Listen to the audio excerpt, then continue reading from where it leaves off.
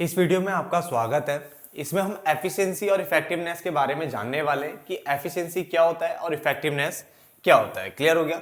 सबसे पहले बात कर लेते हैं मीनिंग की। मीनिंग में लिखा है it refers to completing the job, यानी जॉब को कंप्लीट करना in the cost effective manner. कैसे करना? कॉस्ट इफेक्टिव मैनर में करना। इसका मतलब कॉस्ट आपकी कम आए, कुछ इस तरह से ध्यान रखते हुए काम करना है। क्या बोला उसने? It refers to completing the job in cost effective manner. Cost effective manner में क्या करना? जॉब को करना। क्लियर? जबकि इसने बोला यहाँ पे it refers to completing the job on time, यानी बिल्कुल टाइम पे ही काम खत्म करना है, यानी बिल्कुल टाइम पे काम निपटाना है। No matter whatever the cost, यानी कॉस्ट कितनी भी आ जाए उसमें मैटर नहीं है। जैसे हम बोलते हैं ना कि मुझे आज 2 घंटे के अंदर अंदर ये अभी इसी वक्त 2 घंटे के अंदर ये काम चाहिए, चाहे जो मर्जी कर, जितना मर्जी पैसा लगा मुझे चाहिए। इसका मतलब यहाँ पे कॉस्ट को ध्यान में नहीं रखते। ठीक है ना? इसमें आपको टाइम पे काम चाहिए होता है बस। और जबकि यहाँ पे क्या आपको कॉस्ट को ध्यान में रखते हो, आप देखते हो कि यार कॉस्ट ज्यादा ना लग जाए या रिसोर्सेज का गलत मतलब रिसोर्सेज बर्बाद ना हो, फालतू इस्तेमाल ना हो, वेस्टेज ना हो, ये सब ध्यान देना होता है इस वाले में। ठीक है ना?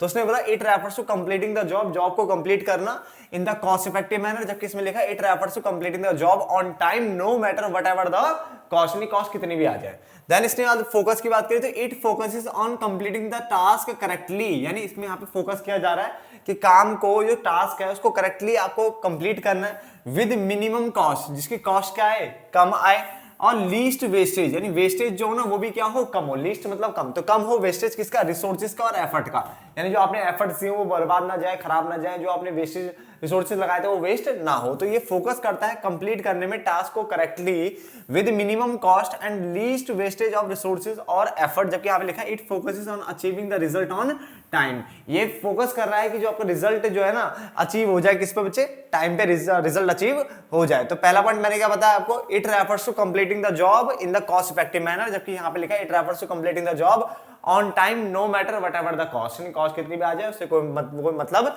नहीं है। फोकस की बात करें तो ये फोकस कर रहा है कंप्लीट करना टास्क को correctly with minimum cost and the least wastage of resources और एफर्ट। जबकि it focuses on achieving result on time, ये फोकस कर रहा है कि जो रिजल्ट है वो टाइम पे अचीव हो जाए। उसका इसने बोला टाइम ओरिजिन की अगर हम बात करें तो ये शॉर्ट रन होता है बेटा। क्या होता है? शॉर्ट रन होता है। ये आपका क्या होता है बेटा? लॉन्ग रन होता है। ये शॉर्ट रन होता है और वो क्या होता है? आपका लॉन्ग रन होता है। ऑब्जेक्टिव की अगर हम बात करें तो उसने बोला to conduct cost benefit analysis. ये कॉस्ट बेनिफिट एनालिसिस होता क्या बेटा? कॉस्ट बेनिफिट एनालिसिस का मतलब है कि कुछ इस तरीके से काम कर रहा है, कुछ इस इतने अच्छे ढंग से काम कर रहा है कि आपकी कॉस्ट जो है वो कम आए। आपकी कॉस्ट क्या है? कम आए, और आपका जो बेनिफिट है ना वो हाई हो जाए, यानी ज्यादा हो जाए।